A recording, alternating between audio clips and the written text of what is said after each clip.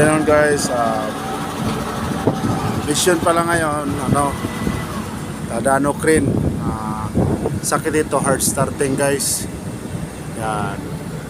Hirap umandar, tapos pag operation niya, namamatay. Kagaya niyan guys, Tapos, matay-matay siya guys. Ito yung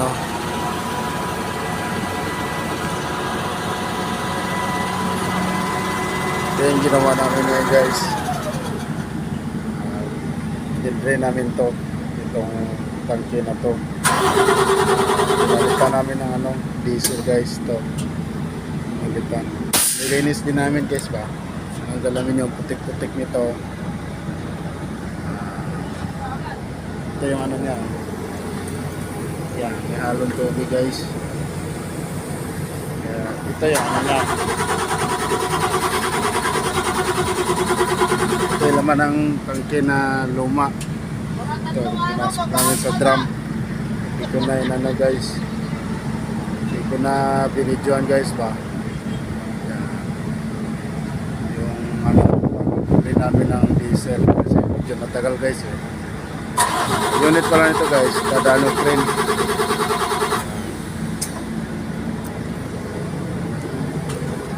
So pinalitan namin ng bago.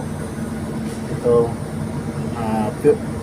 fuel filter, water separator, bago na to guys, pinalitan namin kasi guys kulay puti na yung hindi siya puro diesel ba. Ito naman yung filter supply, pinalitan din namin to guys, bago yung laman nito. Yung element type siya guys.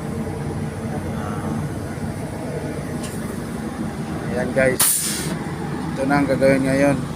Malinis na pati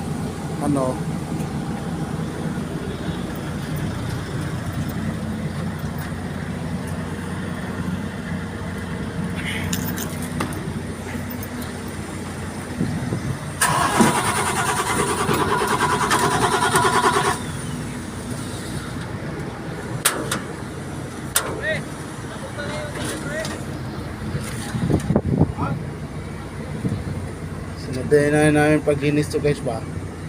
Itong sensor ng injector nya, inispira namin ng contact cleaner, tapos pinlit namin yung pinaka-injector nya.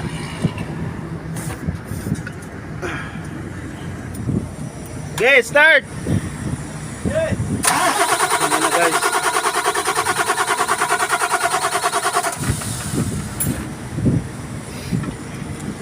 i-plate pa natin ulit sa injector.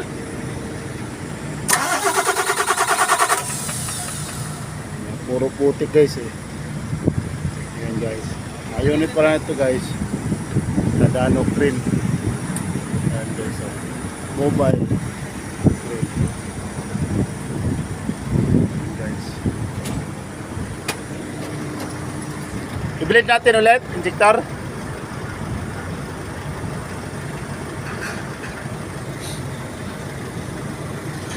Guys, i-delete namin ang kasama itong injector nya.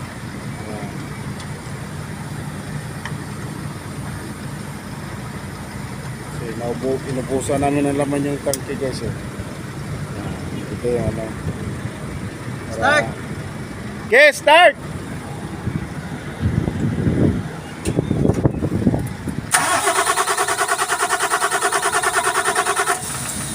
Okay. Start! Ayan na guys. Ganun lang guys.